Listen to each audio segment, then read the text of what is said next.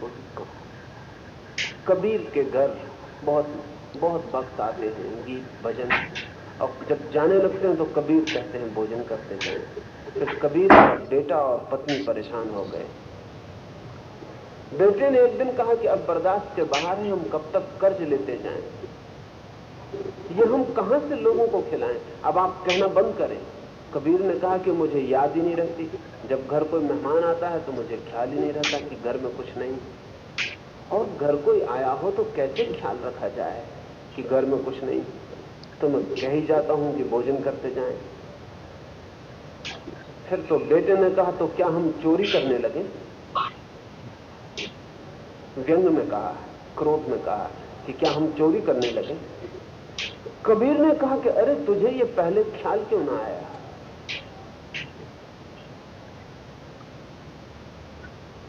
वो बेटा तो हैरान हुआ क्योंकि उसे आशा न थी कि कबीर और ऐसा कहेंगे, तो उसने कहा तो फिर आज मैं चोरी करने जाऊं। वो बेटा भी साधारण नहीं था, कबीर का ही बेटा था, मैं आज चोरी करने जाऊं।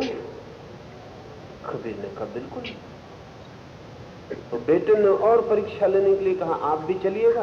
कबीर ने कहा चला चलूंगा। रात हो गई, बेटे ने कहा चले। बेटा भी आखिरी तर्क की सीमा तक देखना चाहता था कि बात क्या है, क्या कबीर चोरी करने को राजी है। कबीर और चोरी करने को राजी बेटी की समझ के बिल्कुल बाहर है। अर्जुन की समझ के भी बाहर है कि कृष्ण हिंसा करने को राजी।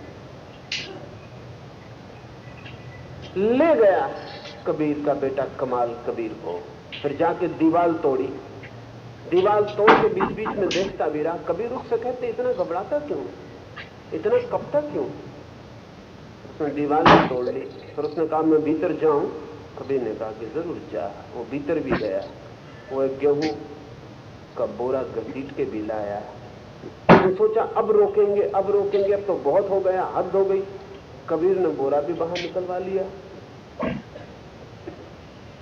फिर बेटे से कहा भीतर जाके घर में लोग सोए होंगे, उनको कहओ कि तुम्हारे घर चोरी हो गई, हम एक बोरा ले जा रहे हैं।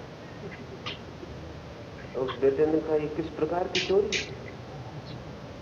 चोरी कहीं बताई जाती है। कबीर ने कहा कि जो चोरी बताई नहीं जा सकती वो फिर पाप हो गई, खबर करो।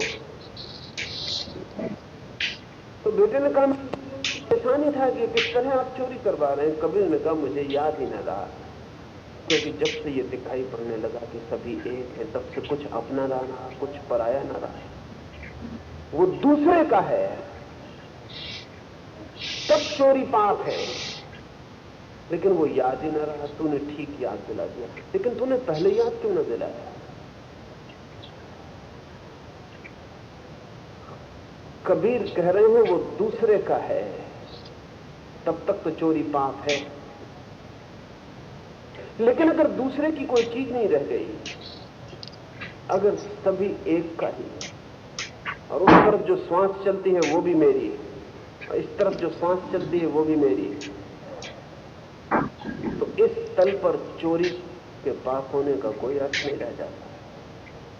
लेकिन ये अस्तित्व के तल की बात हुई, ये ब्रह्म ज्ञान में प्रविष्ट व्यक्ति की बात हुई। तो कबीर ने कहा अगर न जगा सकता हो तो वापस लौटा दे, क्योंकि अपने को ही अगर हम खबर करने में डरते हैं तो चीज फिर अपनी नहीं है, तो फिर वापस लौटा दे।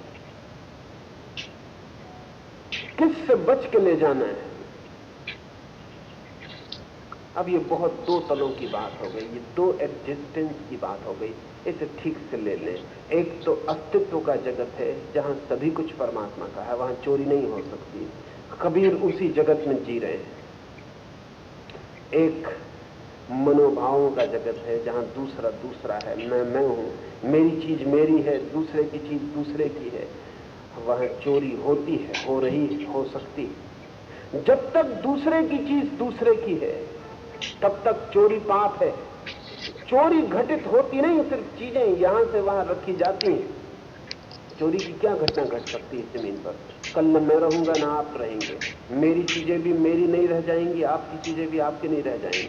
चीजें यहां पड़ी हैं, इस घर में या उस घर में क्या फर्क पड़ेगा। अस्तित्व के तल पर चोरी नहीं घटती, भाव के तल पर चोरी घटती। अगर हिटलर ये कह सके कि मरने में हिंसा होती ही नहीं, तो हिटलर को फिर अपने आसपास संतरी खड़े करने की जरूरत नहीं। फिर वो आसपास में मारे लोगों को तो हमें कोई ऐतराज ना होगा।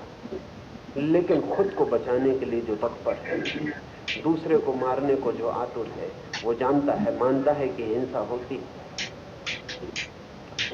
खुद को जो बचा रहा है।